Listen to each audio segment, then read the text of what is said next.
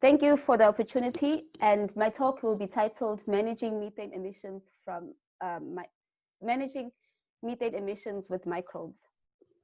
I would like to start off by saying that methane is a potent greenhouse gas that is 28 times more potent than carbon dioxide. Livestock are reported to be responsible for 14% of all greenhouse gas emissions from human activities. The main culprit is the belching bovine, where an average cow produces 250 to 500 liters of methane per day.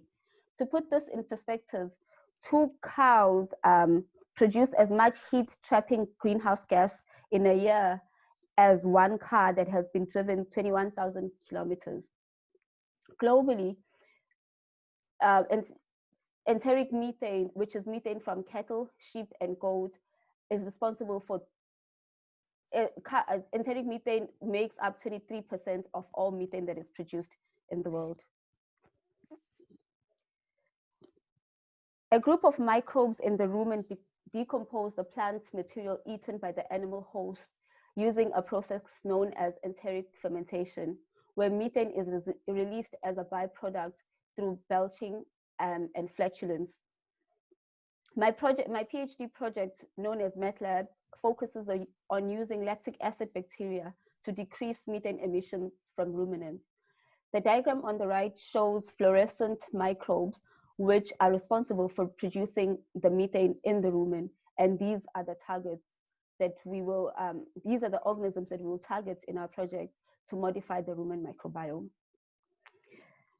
As I've said previously, we were going to use lactic acid bacteria, and the reasoning behind this is that LAB are safe, they are practical, and they produce bacteriocins, which are natural antimicrobial agents. We have tested these and we found them to be effective in the lab environment. However, going on forward, we're going to test the impact of lactic acid bacteria on cows by incorporating these as silage feed additives. So the impact of this research works in that the production of methane results in about 8 to 12% loss of energy for the host ruminant. So if we are able to inhibit this pathway, this could lead to a surplus of energy that is available for the ruminant itself. And so this further results to a better quality milk and milk production, which means economic gains for the farmers.